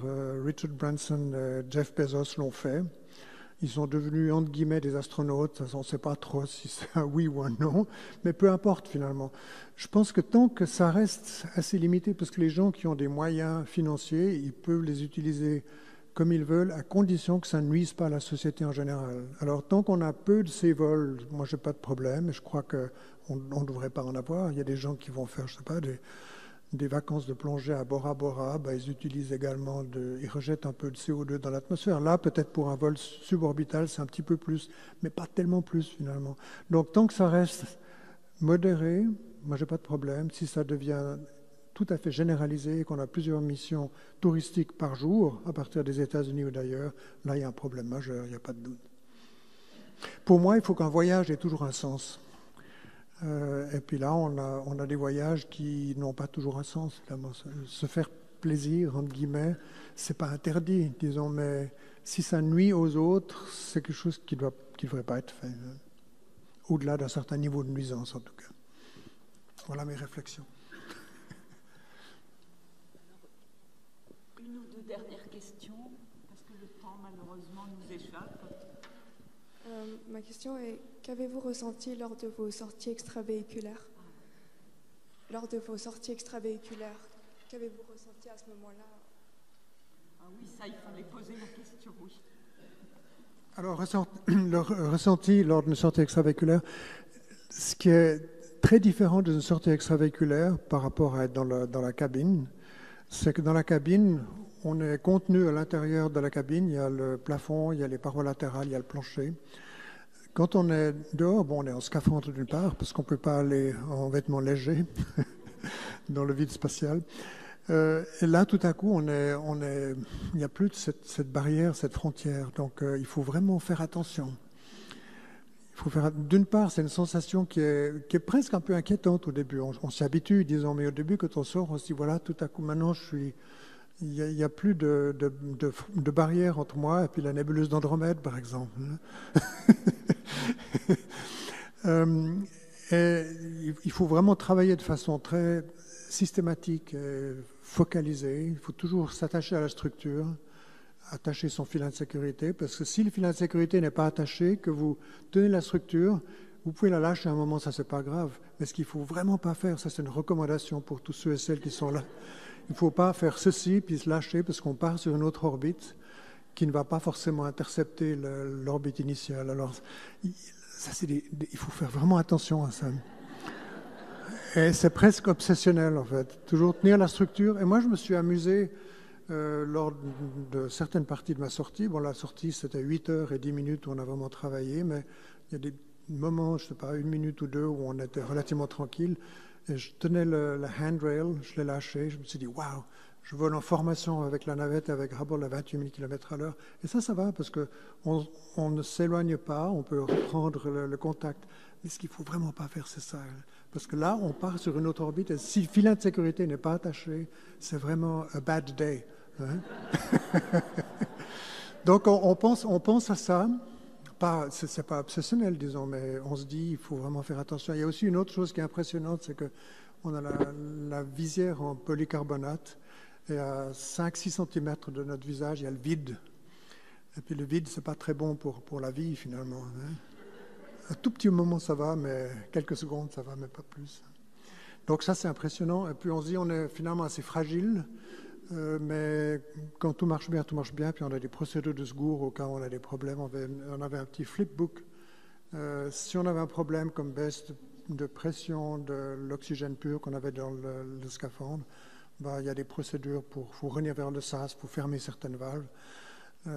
Mais c'est une chose à laquelle il faut être bien préparé lorsqu'on fait une sortie. Et puis, une autre chose que j'aimerais mentionner, c'est qu'on a un moteur électrique dans le scaphandre qui, d'une part, circule l'oxygène, ça passe par des cartouches d'hydroxyde de lithium pour enlever le gaz carbonique, parce que l'oxygène se charge en gaz carbonique avec l'expiration. Circule l'oxygène d'une part, et puis il y a une petite pompe qui circule également un liquide de refroidissement dans un sous-vêtement qu'on a sur tout le corps, sauf la tête. Et puis lorsqu'on entend ce bruit de moteur, c'est wow, wow, wow, wow. C'est un petit peu comme le battement du cœur finalement, parce que c'est essentiel pour la vie. Si l'oxygène n'est pas circulé, assez rapidement on doit rentrer dans l'ossace, on n'a pas un temps de survie qui est tellement long. Donc ça c'est une remarque qui me paraît intéressante. C'est clair, le bruit ne se propage pas dans l'espace, mais à l'intérieur du scaphandre, il y a de l'atmosphère. Donc on entendait toujours le bruit de ce moteur électrique. Et c'était rassurant tant qu'on l'entendait, mais je ne voulais pas qu'il s'arrête. Hein. Voilà, quelques remarques. Mais c'est cool. Si vous avez l'occasion de le faire une fois, il ne faut pas hésiter aussi. Hein. Une dernière. On sent quand même que vous êtes pilote, vous avez des nerfs d'acier. Je veux dire, il y a quand même aussi une personnalité derrière ce genre de réalité. Il y a aussi une personnalité derrière et voilà, une manière de vivre les choses. Oui, on s'habitue à ça finalement. Alors, une dernière question, madame. Oui, bonsoir, merci de me donner la parole pour la dernière question. J'ai été très touchée par l'émotion de votre présentation, qui n'était pas que scientifique. Et ma question fait suite à celle de madame. Qu'est-ce que vous avez senti au retour? Et puis, vous avez dit qu'un voyage doit avoir du sens à votre retour. Et maintenant, en regardant en arrière, quel était le sens de ces voyages que vous avez effectués? Oui, alors d'abord, qu'est-ce que vous ressentez au retour, pour le retour, et puis quel est le sens, parce que vous avez parlé du sens de ces voyages, qu'est-ce que vous retirez-vous comme sens de ces voyages? C'est une belle question de conclusion. Oui. Bon, le retour sur Terre, on se sent tout simplement très lourd quand on rentre. Hein. Je me rappelle qu'après l'atterrissage, se lever du siège avec cette combinaison orange, ce n'était pas la combinaison élégante de la SpaceX, mais une combinaison orange assez lourde. On avait de la peine, et puis on rampait jusqu'à l'écoutille de sortie de la navette. Donc, on se sent pas mal, disons, mais on se sent très lourd, et il faut plusieurs heures jusqu'à ce qu'on soit de nouveau habitué à la gravité. Et le verre de champagne après l'atterrissage, par exemple, il paraissait très très lourd aussi, alors que normalement, c'est pas tellement lourd. Et puis, le sens des missions, bon, je crois que je n'ai pas expliqué dans le détail, mais je crois que vous le comprenez sur la base de ce que j'ai raconté. On a certains objectifs qui sont des objectifs scientifiques, de découverte, d'exploration. On répond à la curiosité humaine, finalement. Le privilège que j'ai eu de pouvoir travailler sur Hubble, c'est un instrument magnifique qui nous révèle des processus physiques, des images également splendides d'objets dans le ciel. Avoir pu personnellement contribuer un peu à faire en sorte que cette machine continue d'être performante et de marcher, c'était pour moi une grande satisfaction. Je pense que c'est une satisfaction pour l'humanité en général. Et puis, rappelez-vous cette plaque sur une des jambes du module Lunar Eagle d'Apollo 11, « We came in peace for all mankind ». L'idée, c'est de rassembler l'humanité dans un esprit pacifique pour des recherches, pour des explorations, pour mieux comprendre notre monde, mieux nous comprendre nous-mêmes également, et toujours avec un handshake. Au début, c'était la guerre froide entre États-Unis et Union soviétique. Maintenant, c'est vraiment le travail ensemble. Et je pense que l'effet rassembleur de la recherche spatiale, c'est un élément extrêmement important qui est tout à fait remarquable dans la Station spatiale internationale, en plus de la réponse aux grandes questions que nous avons sur l'univers et sur nous-mêmes.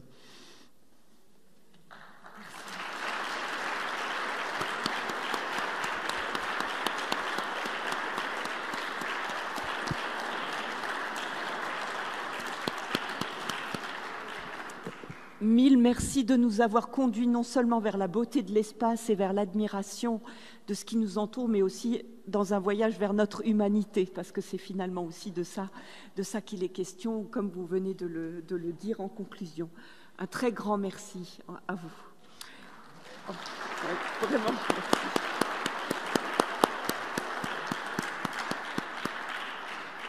Et une petite annonce pour vous convier à la prochaine conférence qui sera donc dans l'autre sens, c'est-à-dire c'est une théologienne qui parlera en dialogue avec le professeur Stéphane Berthet, astrophysicien et astronaute.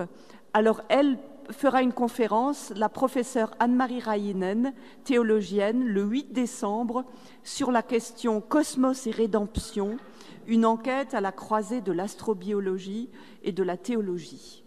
Donc, cordiale invitation le 8 décembre, même heure, même lieu. Et bonne soirée. Merci.